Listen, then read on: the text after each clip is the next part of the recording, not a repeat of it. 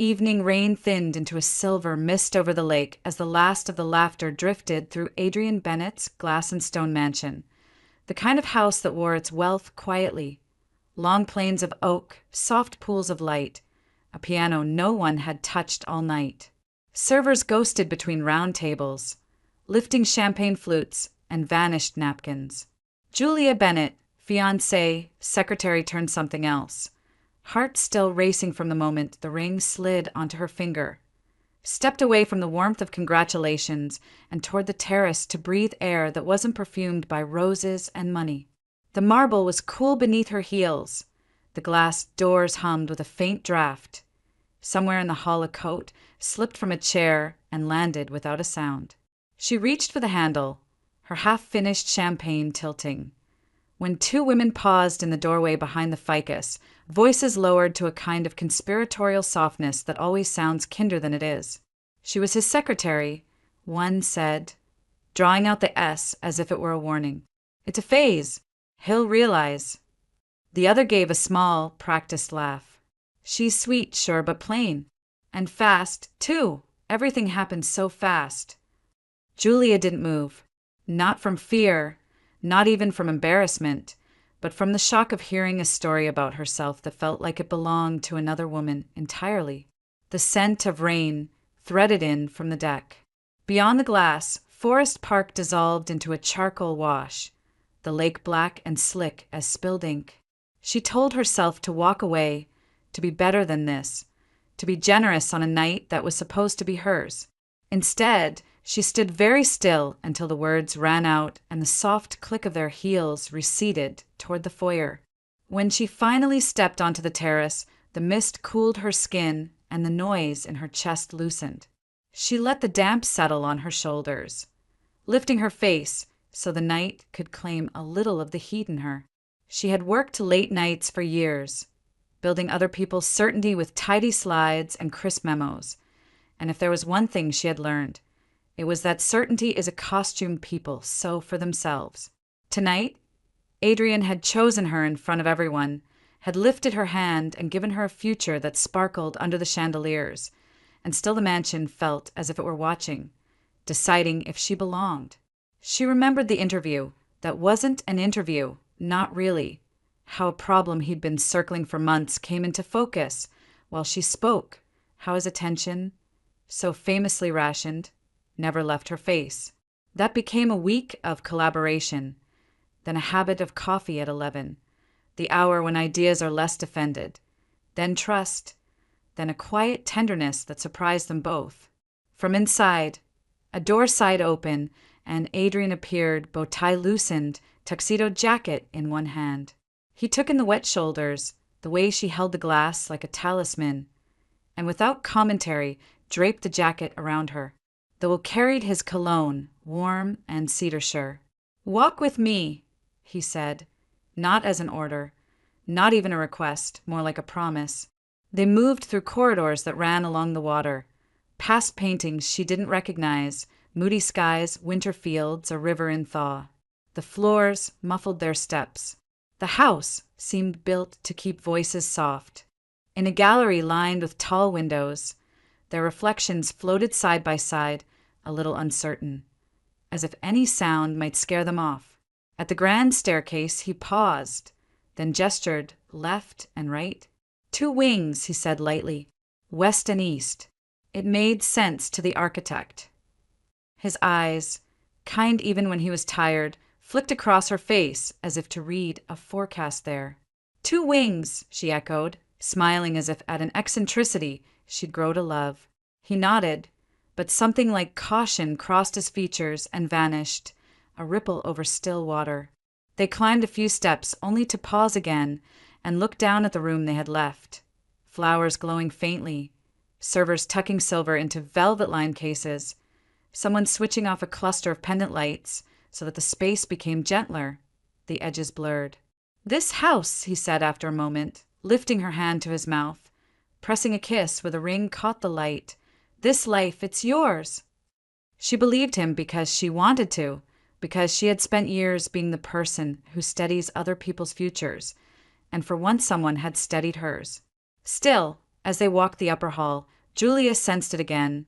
The mansion's quiet, not hostile at all, simply the kind of quiet that comes from rooms with their own memories. She let her fingertips drift over the smooth rail, the coolness gathering in her skin, and told herself that unease is another costume, that joy often arrives wearing nervousness like a shawl. Outside, the rain strengthened and began to drum on the skylight above them, a soft, persistent percussion. Down in the glass wall that faced the lake, their reflections split along a seam of darkness, two halves of one view, perfectly divided. She leaned into him, and he laughed in that low way he had when relief overtook his poise, and the house accepted the sound the way the lake accepts a thrown stone.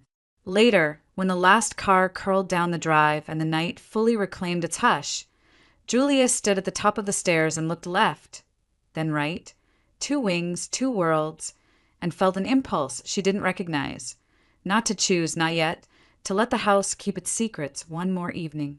She didn't know it, couldn't have known it, but the detail she smiled at now as an architectural quirk would soon feel like a line drawn through her life, neat and merciless, the first visible edge of something buried and breathing just out of sight.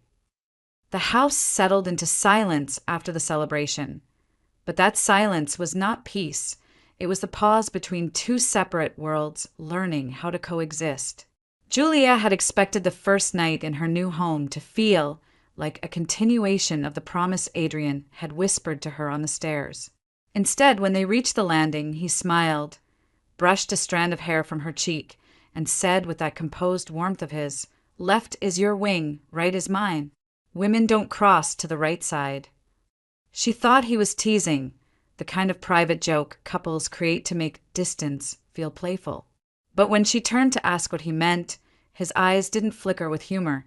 They were steady, careful, like a man delivering a rule rather than a jest. He opened the door to her side of the house, a suite of rooms scented faintly of cedar and lavender, soft rugs, the lake visible through wide glass panes.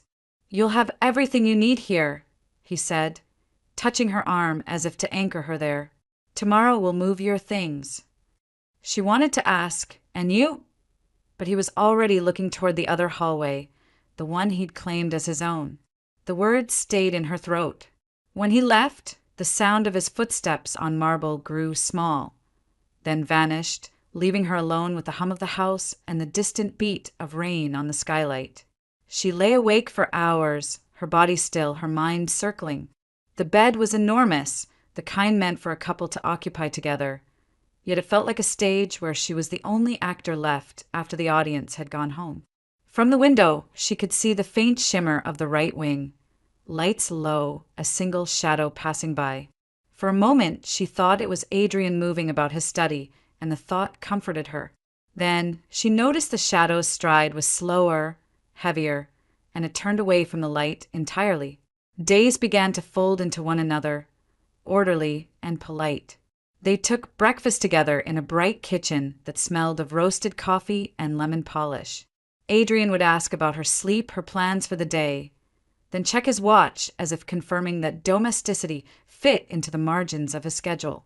They drove to the office in separate cars, returned at twilight, dined at the long table that overlooked the water, exchanged the kind of soft conversation that photographs well but leaves no warmth behind.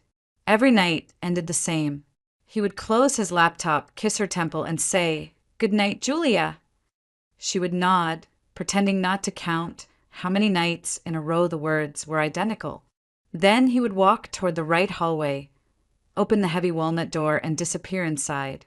She learned to listen for the subtle click that meant the lock had turned. She told herself not to overthink it. Some men needed solitude, a sanctuary. Adrian had built empires from discipline. Maybe separation was how he stayed balanced. But the human heart, given too many explanations, starts to hear them as lies. The right wing drew her curiosity the way a closed book does when you already know its ending is meant to hurt. One evening, when she returned early from the city, she found Doris Lane, the housekeeper, carrying a tray of tea toward the right side. Julia greeted her casually and asked, "Do you bring tea there every night?" Doris hesitated, eyes flicking toward the forbidden hallway. "Mr. Bennet likes routine," she said carefully, "and I respect routines." Then, almost in a whisper, "He says it helps him sleep." Julia smiled to hide her unease. When Doris left, she walked to the line where the marble floor shifted shade, a subtle change that marked the divide between wings. She stood there, half tempted to step over, but something in the air stopped her. It wasn't fear exactly. It was the weight of a secret she could feel pressing through the walls. That night, when Adrian kissed her goodnight, she held onto his wrist longer than usual. "You can stay here," she murmured. He looked down at her, tired, affectionate, and a little distant. "Tomorrow," he said, the same word that postpones all difficult things. Then he slipped away. Julia sat in bed afterward, tracing the grain of the wood on the headboard, listening to the faint sounds that came from the right wing. Footsteps that didn't match his, the quiet creak of a chair, something like pages turning. The house was alive in halves, and she belonged to only one of them. By the end of the week, the perfection of their marriage felt rehearsed, a performance staged between two locked doors. Every conversation was kind, every gesture measured. To outsiders, they would look radiant, an enviable couple. But inside the house, warmth moved along corridors she couldn't follow. Each night, when the lights dimmed, the reflection on the glass divided again. Her world and his parallel but untouching, two wings of the same dream, slowly learning they would never meet. The wedding day unfolded in gold and laughter, a rehearsal of perfection. Julia had told herself that marriage would close the distance that lingered like a shadow between her and Adrian. After all, vows were supposed to collapse walls, not build them. When she saw him waiting for her at the end of the aisle, poised, composed, the picture of devotion, she believed it. Their guests believed it. Even the house, lit in celebration that evening, seemed to breathe easier, its glass panes glowing like lanterns in the rain. They returned late, the echo of applause still ringing in their ears. Adrian guided her inside with a gentle hand at her back, murmuring, "Welcome home, Mrs. Bennet." The title sounded strange, like a costume she wasn't used to wearing yet. She kicked off her shoes, laughing softly. "So, which way tonight? Left or right?" she teased. He smiled, but something in the curve of it faltered. The laughter in her throat dimmed as she caught the subtle tightening of his shoulders. He reached for her hand, then let it go before their fingers could settle. "Let's sit," he said. His voice had changed, slower, lower.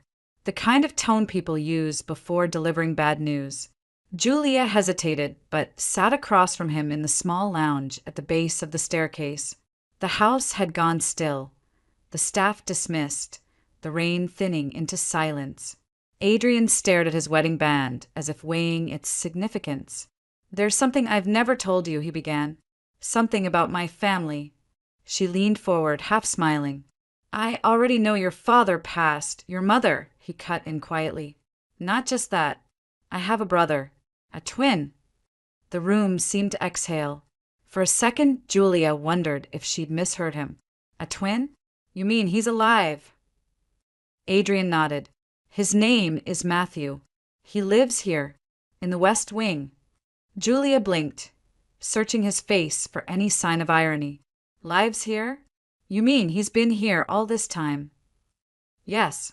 Adrian's voice was even, controlled, but his eyes betrayed the exhaustion of carrying a secret too long. "He doesn't leave that part of the house. Hasn't for years." The silence that followed wasn't heavy. It was cold. "Why?" Julia asked finally. "He's not well," Adrian said. "When we were kids, our mother died in front of him. He was 12. Something in him shut down that day. He stopped speaking. The doctors called it trauma-induced mutism. He understands everything, but he doesn't talk, and he's afraid of the outside world." Julia's throat tightened. "And you never told me." "I wanted to," Adrian said, rubbing the bridge of his nose. "But how do you explain something like that on a second date? Or the 10th? I thought if I waited until we were steady, you'd see it the way I do, not as a burden, but as part of my life. She rose, pacing to the window. The reflection of the lake shimmered on the glass, fractured by the movement of wind. So while I was planning our wedding, he was right there, behind a wall. He nodded. He paints, reads. I built this house with him in mind, 2 wings, so he could live comfortably without feeling trapped. He doesn't see anyone else except Doris and me. And now me, Julia whispered. Adrian stood and reached for her hand again. I hope so. You're the only person I've ever met who reminds me of our mother. There's something in your kindness, your patience. I think he'll respond to that. She turned to him, stunned. You want me to meet him? Yes, eventually. Not tonight. He needs time to adjust. Adjust? Her voice cracked. To what? To the fact that his brother got married without telling his wife she'd be sharing a home with a stranger. Please, Adrian said, the calm finally breaking in his tone. I didn't want to lose you over something that doesn't change who we are. Julia looked at him, the man she'd promised her life to only hours ago, and felt something unfamiliar move through her chest. Not anger, not even fear, but the sharp chill of disorientation. It was as if the house itself shifted beneath her feet, revealing new corridors she hadn't known existed. I married you, she said slowly, but it feels like I married both of you.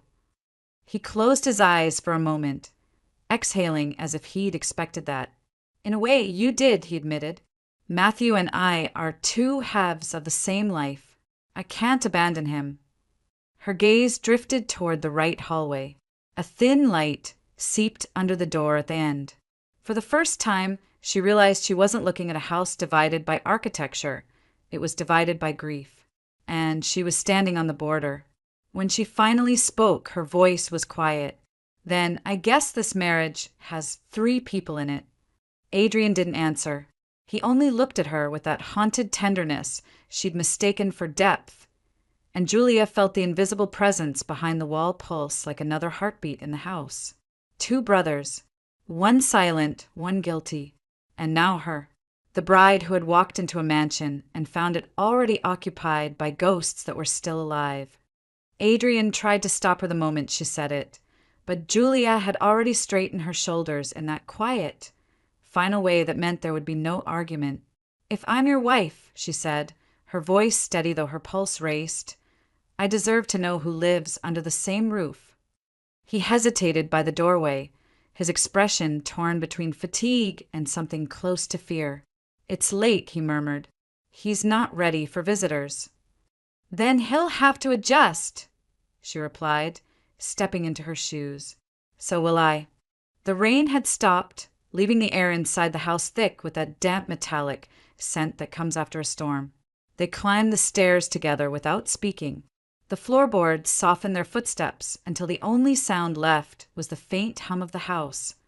Pipes settling, wind slipping through vents. When they reached the threshold to the west wing, Adrian paused again, hand on the knob. He may not look at you, he warned softly. Don't take it personally. He doesn't respond the way we do. Julia nodded, though she didn't understand. The door opened with a sigh, releasing the smell of oil, paint, and turpentine. The air was cooler here, heavier, as if it had been untouched for years. A single lamp burned on a table beside an armchair. In its pool of amber light sat a man who could have been Adrian's reflection if not for the stillness. Matthew Bennett didn't move when they entered. He sat back in the chair, a book open on his lap, head tilted slightly, gaze unfocused. The resemblance was uncanny. Same high cheekbones, same line of jaw, but his skin was paler, almost translucent, and his eyes carried no recognition. Only depth, like glass darkened from the inside. Adrian cleared his throat, that awkward formality of a man who had explained too many things already. Matthew, he said quietly, this is Julia, my wife. No reaction, only the faint flicker of his eyes, a slow shift of focus toward Julia that felt more like the study of light than a human glance. Julia forced a small smile. It's nice to meet you, she said, Her voice sounded too bright, the way people speak to someone they aren't sure can hear them. Nothing. Not a nod, not a sound. She tried again, lighter. Adrian's told me a little about you. Though not enough to warn me how much you two look alike. It's uncanny. Still nothing. She glanced at her husband, but he was staring at his brother, a muscle in his jaw tightening. He's listening, Adrian murmured, as if that were enough. Julia stepped closer, pretending not to notice the faint unease crawling up her spine. The room was filled with canvases leaned against walls, brush jars, unfinished sketches, landscapes, portraits, a pair of identical boys standing beside a woman whose face had been left blank. She felt something constrict in her chest. "It's beautiful work," she said, running her eyes across the paintings. "You must be very talented." Matthew's gaze followed her movements, sharp now, like a camera lens adjusting focus. When her hand brushed the edge of a canvas, he made a small, abrupt motion, one finger twitching, a silent warning. She froze, withdrew her hand. "I'm sorry," she whispered instinctively. He blinked once, then returned to stillness. Adrian touched her shoulder. "We should go," he said. His voice was low, uneasy. "He's had enough for tonight." Julia nodded, though curiosity burned through her confusion. She turned to leave, and that was when it happened, barely a second, but it rooted her in place. As she stepped past him, Matthew reached out, almost absently, and his fingers brushed the silver bracelet on her wrist. Not her skin, just the metal, a ghost of contact that sent a chill up her arm. His hand lingered there for a fraction of a breath before falling back to his lap. When she looked at him, his eyes were no longer empty. There was recognition now, quiet, searching, and something else she couldn't name. Adrian didn't see it. He was already at the door, murmuring a distracted goodnight. Julia followed, every nerve awake. Back in their hallway, Adrian exhaled and tried for calm. "He didn't frighten you, did he?" "No," she said slowly. "Just surprised me." He smiled, the weary kind that ends conversations. "You handled it better than I hoped." But as Julia undressed later, the feel of that light touch lingered on her skin, cold and deliberate. She lay awake long after Adrian's footsteps faded to the other side of the house, staring at the ceiling and thinking of Matthew's eyes, how they had seemed both foreign and familiar, as if he were not meeting her for the first time, but remembering her from somewhere he could not return. Adrian proposed it one Sunday morning while the mist still hung low over the lake, a quiet fog pressing against the windows. Julia was standing by the counter, pouring coffee, when he said almost casually, "I've been thinking maybe Matthew could paint you." She turned, startled. "Me?" "He hasn't worked on portraits in years," Adrian continued, "but you're someone he might respond to. It could help him." Julia hesitated. She didn't know what help meant anymore. Help for Matthew, or help for Adrian's guilt, but she nodded. "If he wants to." He smiled, relieved. "He will." The next morning, Doris led her to the West Wing, where the light smelled faintly of oil and pine. The air there always felt different, denser, quieter, like a church that had forgotten its congregation. Matthew stood by the window, arranging brushes. He didn't greet her, but gestured politely to a chair by the far wall. Adrian's instructions had been clear. Just sit, don't try to talk, don't force connection. And so she sat. The first day, he studied her for a long time, then began sketching in slow, deliberate movements, the scratch of charcoal soft against the hush of the room. For several mornings, this became their rhythm. She would sit near the window, hands folded in her lap, while Matthew painted in silence. The light shifted, the fire crackled faintly. Sometimes a bird hit the glass with a dull thud and they both flinched, but no words were ever exchanged. She had never realized how loud silence could be when it was shared. At first, she thought she was just enduring it for Adrian's sake. But after a few days, something changed. She began to look forward to those hours. There was something freeing in not having to fill the air with small talk, in being seen without having to perform. Matthew never smiled, but his gaze was steady, reverent almost. It was not the way a man looked at a woman. It was the way a painter studies light. Sometimes she caught him watching the way her hands rested over her stomach, how she touched the bracelet he had once brushed. Other times, when he stepped close to adjust the easel, she could smell turpentine, linen, and something faintly human, like paper warmed by breath. Adrian, meanwhile, was drifting further away. He came home later each night, always tired, always distracted. When she tried to ask about his work, he'd wave it off with a faint smile and change the subject.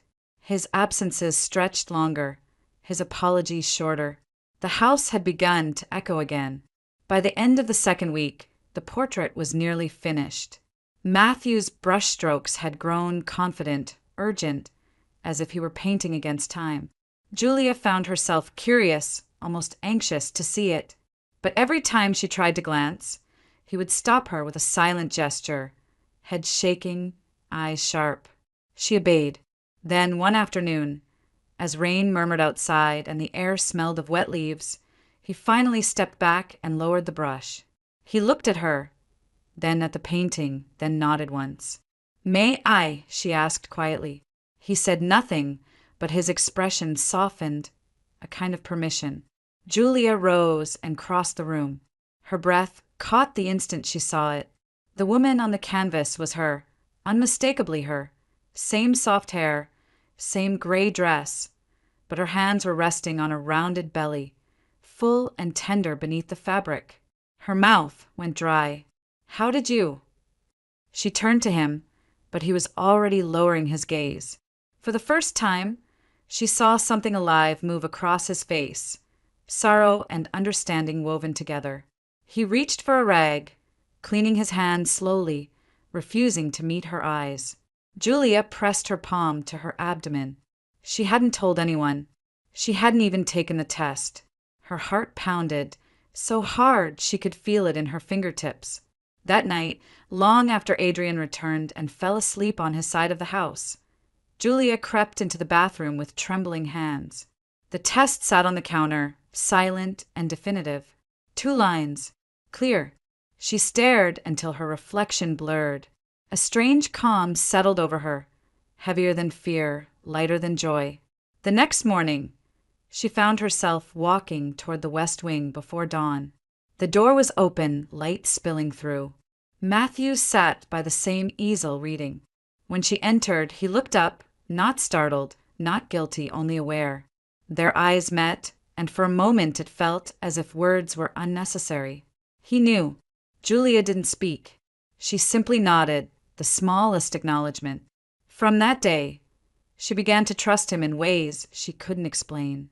They still didn't talk, but she no longer felt invisible in that silence. It was Matthew, not Adrian, who noticed when she looked pale, who poured her water without asking, who paused his work when she closed her eyes in exhaustion. Adrian remained polite, distracted, grateful in the abstract. The gulf between them widened quietly, politely, like a door closing without a sound. And somewhere between the smell of oil paint and the hush of those mornings, Julia realized that the man who spoke no words had somehow become the only one in the house who truly heard her. The storm came without warning, thunder blooming over the lake, the kind that made the windows tremble and the trees shudder against their roots. Julia sat by the window, waiting for the sound of tires on the gravel drive, the familiar flash of headlights that meant Adrian was home. But the road remained dark. She called once, then twice, and when he didn't answer, she told herself he was stuck in traffic or waiting out the rain somewhere safe. It wasn't until nearly midnight that her phone rang. The voice on the other end was professional, calm in that way that only deepens dread. "Mrs. Bennett, this is OHSU Hospital. Your husband's been in an accident. He's in critical condition. We need you to come." Her body moved before her mind caught up. Coat, keys, the echo of the front door slamming behind her. The drive into Portland blurred, a tunnel of rain and light. She barely remembered parking or the sliding doors that swallowed her into the sterile brightness of the emergency wing. Adrian lay surrounded by machines, his skin pale against the crisp white sheets.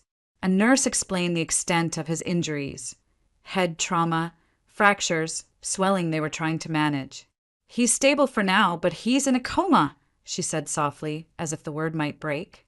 Julius sank into the chair beside him and took his hand. It was cold, unresponsive, but heavy with the familiarity of years. "You said you wouldn't leave me alone in that house," she whispered. "So don't." For days, she lived in that chair, reading aloud from the newspaper, from his favorite novels, recounting fragments of conversations they'd never finished. She told him about the lake, about the first bloom of spring lilacs, about the smell of rain she still couldn't wash from her coat. The doctors came and went, adjusting drips, murmuring updates she barely heard. The world outside shrank to the rhythm of his heartbeat on the monitor, steady but far away, like footsteps on another floor. When she finally went home to rest, the house felt different. The silence no longer polite, but watchful. She turned on every light and stood in the kitchen, uncertain what to do with her hands. Then she noticed the faint scent of tea. The kettle was still warm, a single cup resting beside it. On the counter, a folded napkin with 4 words written in careful, uneven handwriting. "Eat something, Julia." Her throat tightened. She hadn't told Matthew where she was going or how long she'd be gone. Yet somehow he knew. Over the next few days, the quiet gestures continued. The dishes were washed. The hall lights dimmed at dusk. Fresh towels appeared by the door. She caught glimpses of Matthew at the far end of the corridor, carrying firewood, refilling the bird feeder, moving with that slow, deliberate grace that barely disturbed the air around him. They never spoke. She didn't know if he could, or if he chose not to, but she began leaving notes, simple things at first. "Thank you. Tea was perfect. He's still sleeping." Each morning, her notes would vanish, replaced by a new one in that same steady handwriting. One night, she returned from the hospital exhausted, the kind of tired that erases thought. The living room smelled faintly of paint. Matthew's easel had been moved near the fire. He was standing before it, brush poised, his face half hidden by the dim light. She almost turned away, not wanting to intrude, but something in the canvas caught her. It was a pair of hands, one slender and pale, the other broader, rougher. They were clasped tightly, knuckles pressed white, as if anchoring each other against the void. One hand bore a wedding ring. The other did not. Julia stared until her vision blurred. The flames cracked softly, throwing light across the room. When she looked up, Matthew had stepped back, watching her reaction. His eyes were unreadable, but there was no mistaking what he'd painted. It wasn't just a portrait of connection. It was confession, an unspoken truth neither of them could name. She wanted to say something, anything, but the words refused to form. Instead, she nodded once, a small acknowledgement, and turned toward the stairs. That night, she sat awake beside her husband's empty side of the bed, the storm gone, only the drip of rain from the gutters breaking the quiet. Somewhere down the hall, a brush moved over canvas, slow and deliberate, and though no words had passed between them, she felt it, the fragile thread that bound her to Matthew now, born not of romance, but of grief, solitude, and the strange comfort of being seen by someone who never spoke at all. By the 8th month, the days had grown heavy with heat and silence. Julia's visits to the hospital had become ritual: morning drives to OHSU, the slow walk through sterile corridors, the soft beep of monitors, marking time in place of breath. Adrian hadn't woken. The doctors spoke of hope with careful restraint, measuring every word. She sat by his bed, reading the same novel she had started weeks ago, her voice steady though her throat ached. "You'll be home soon," she whispered each time before leaving, tucking a pressed wildflower into his hand like a secret charm. That night, she returned to the lake house with the kind of exhaustion that made the world tilt at its edges. Rain pressed gently against the windows, and the air smelled of cinnamon and wax. She wanted the house to feel less like a waiting room, so she decided to bake something simple, a birthday cake. It was the twins' birthday the next day, a small detail Adrian had once mentioned in passing, the way people do when memories still carry weight.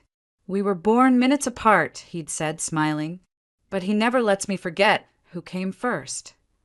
She moved through the kitchen methodically, flour, sugar, eggs, milk, each motion grounding her. Somewhere in the West Wing, Matthew's footsteps creaked faintly, the same slow rhythm as always. She took comfort in it, the proof that she wasn't alone in the house. But halfway through frosting the cake, a sharp pain tore through her abdomen. At first, she thought it was nothing, another false cramp, the kind her doctor had warned about. She gripped the counter, breathing through it, counting the seconds. Then the next one came harder, deeper. Her breath hitched. She dropped the spatula, sugar scattering across the tiles like shards of glass. Her mind blurred into instinct. She turned toward the phone on the far counter, but another contraction folded her in half. "No, not yet," she gasped, pressing a hand against her belly. "Please, not now." The pain pulsed again, and suddenly warmth spread down her legs. The realization came like lightning. Her water had broken. She staggered toward the hallway, clutching the wall for balance. The phone in the living room felt impossibly far. "Matthew!" she screamed, her voice raw, echoing through the house. "Matthew!" Footsteps thundered from the other wing, faster than she'd ever heard them.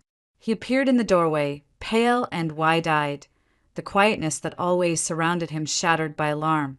For a moment, he simply froze, taking in the scene, the trembling, the blood, the terror in her eyes. Then he moved. He grabbed the phone, dialed 911, and listened.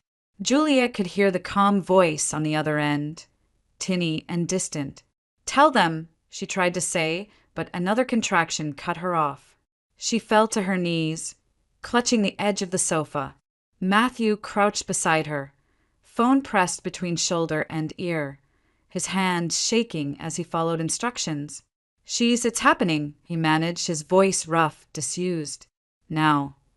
The dispatcher guided him step by step, his silence broken by hoarse fragments of breath. "Yes, towels, boiling water, okay." He spread a blanket on the floor, knelt, and tried to steady her. His face was white with panic, but his hands were gentle. "It's all right," Julia whispered, though nothing was all right. Her world had narrowed to pain and light, her body convulsing in waves. She wanted Adrian, wanted his voice, but all she had was Matthew, this stranger who looked like her husband, but spoke in gestures and shadows. He squeezed her hand. His palm was warm, grounding. She felt him tremble, then heard the faintest sound, his first attempt at words in decades. "Breathe," he rasped.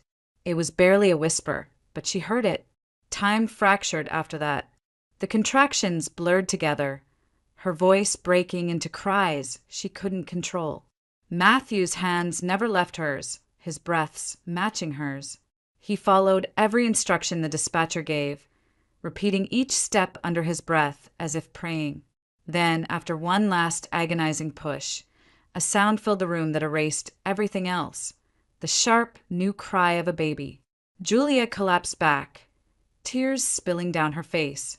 The world came rushing back in, the rain, the scent of cinnamon, the steady tremor of thunder outside.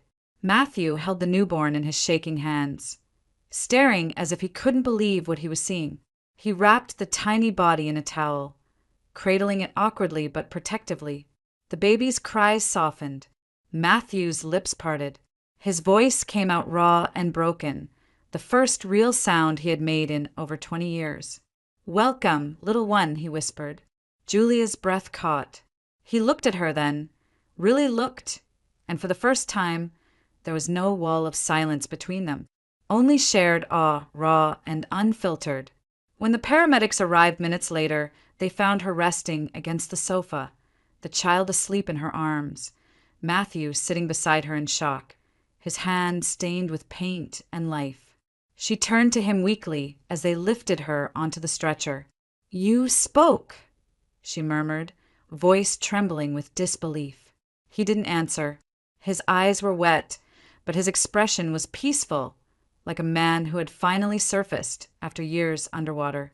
As the ambulance doors closed, Julia caught one last glimpse of him standing in the doorway, rain haloing his figure, the flicker of light from the easel behind him illuminating the walls. Later, she would realize that in that single night, the silence that had bound the house for so long had finally broken, not through tragedy, but through the smallest miracle of all, a voice reborn in the moment life began. The hospital smelled of antiseptic and rain-soaked pavement, the kind of clean that feels too sharp against memory. 3 days had passed since the birth. Julia moved carefully through the corridors, her body still aching, her heart split between exhaustion and fragile hope. The baby, small, warm, perfect, slept in her arms, wrapped in a soft blue blanket. Matthew walked beside her, silent as ever, but different now. The silence no longer felt like absence. It carried intention, awareness. His eyes were clear, his posture steady. He had changed in ways that went beyond speech. When they reached the ICU, Julia hesitated at the doorway. Adrian lay where he always had, pale and unmoving beneath the steady pulse of the monitors. But something about the room felt lighter, as if some invisible weight had been lifted. She approached slowly, her steps echoing in the stillness. "He's waiting for you," she whispered to Matthew, motioning him forward. Matthew froze for a moment, the instinctive hesitation of someone who had lived too long behind walls. Then he stepped toward the bed. Julia watched him study his brother's face, the same jawline, the same faint scar near the temple, small differences like mirror distortions. For a long moment he said nothing.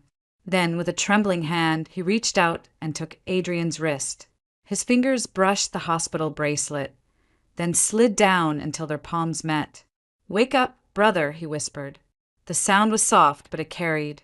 Julia felt it like a current through the room. The monitors kept their rhythm, steady, indifferent. Then, almost imperceptibly, Adrian's fingers twitched. A muscle moved in his jaw. Julia's breath caught. "Do it again," she urged softly. Matthew leaned closer, tears gathering in the corners of his eyes. "Wake up," he repeated, firmer this time, his voice rough, as if each word was pulled from deep within. Adrian's eyelids fluttered. The monitor beeped faster, a quick pulse of possibility. Julia stepped forward, heart pounding. "Adrian, it's me. It's Julia. You're safe." His eyes opened, dazed, unfocused at first, then searching. When he saw Matthew, something inside him seemed to break open. He tried to speak, but his throat only managed a cracked sound. Julia pressed a hand to his shoulder. "It's okay," she said, tears spilling freely. "You don't have to talk." Adrian turned his gaze back to his brother. Confusion and wonder tangled in his expression. Matthew smiled, awkward, trembling but real. He reached out again, this time gripping Adrian's hand tightly. For years, Matthew had lived in silence while Adrian carried both their voices. Now, in this quiet room, the balance shifted. Julia felt it in the air, the symmetry, the strange grace of it all. The man who had once gone mute had spoken life back into the one who never stopped talking. The nurse entered, startled by the movement. She called for the doctor, but Julia barely heard. Her focus stayed on the two brothers, Adrian whispering something she couldn't make out, Matthew nodding, his lips trembling in reply. When the nurse left to fetch the team, Julia stood at the foot of the bed, the baby stirring softly against her chest. The faint morning light slanted across the floor, and for the first time in months, the room felt alive. Adrian reached a shaky hand toward her. You're okay," he rasped. "I am," she said gently. "We both are." She handed him the baby, guiding the small bundle into his arms. His face softened, disbelief giving way to something pure. "Our son," he whispered, voice cracking. Matthew watched them, a faint smile playing at his mouth. Julia turned to him, but before she could speak, he took a step closer and laid his hand lightly over the baby's back. 3 lives, bound by one improbable miracle. No one spoke for a long time. There was nothing left to explain. The machines hummed. The rain tapped softly at the window, and in the center of it all, silence finally felt like peace. Julia looked at them, the brothers reunited, the circle complete, and felt the years of buried sorrow loosen their hold. The man who had once been mute had given voice to life itself, and the man who had lived only for control had been woken by love. She brushed a tear from her cheek and smiled faintly. The world outside the window was pale and new, and for the first time since she'd entered that house by the lake, Julia felt certain that everything broken had found its way back to light. Spring came early that year, soft and green around the edges of the lake. The rain had thinned to mist. The air smelled faintly of pine and thawing earth. A few months had passed since that day in the hospital, enough for the world to settle back into something resembling ordinary life, though Julia knew nothing in this house would ever be ordinary again. Adrian had recovered slowly, relearning how to walk, how to breathe without pain. He tired easily, but there was light in his eyes now, a gentleness she hadn't seen before. The arrogance that once shaped his every gesture had melted into something quieter. Gratitude, maybe, or humility. He didn't talk much about the accident or the coma or the moment he woke to his brother's voice. But when their gazes met, words were unnecessary. Matthew still lived in the West Wing, though the door between them stayed open now. He spoke sparingly, a handful of words each day, his voice low and rough as gravel. But Julia noticed how he smiled more often, how sometimes he would hum while painting. The silence that had once haunted him now seemed like choice, not curse. The house, too, had changed. It no longer felt divided. Julia could hear Adrian's footsteps cross from east to west, Matthew's voice responding faintly. The laughter of the baby filled the spaces where grief used to live. They named him Ethan Bennett, the strong one. Julia chose it one quiet afternoon while watching sunlight spill across the nursery wall. The name fit him.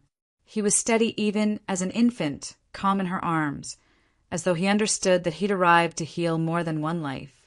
On the day Ethan turned 3 months old, Julia walked into the living room carrying him on her hip. The fire burned low, painting the walls with amber light. Above the mantel hung the portrait Matthew had finished months ago, the one of her, round with the life she hadn't yet known she carried. The brush strokes glowed faintly in the firelight, soft but defiant, the embodiment of everything they had survived. She stood there a long while, rocking Ethan gently, her reflection faint beside the painted version of herself. So much had changed since that night. The fear, the waiting, the fragile bridge between love and loss. And yet some part of it remained, captured forever in oil and silence. Adrian joined her a moment later, resting his hand on her shoulder. Matthew passed through the doorway behind them, pausing to look at his work, then at the family before him. For the first time, Julia saw peace in all 3 of their faces, the kind that doesn't erase pain but forgives it. The baby stirred and sighed against her chest, and Julia whispered softly, almost to herself, "Some hearts speak not with words, but through what they choose to save." Outside, the lake mirrored the sky, clear and still. Inside, the house breathed quietly whole again.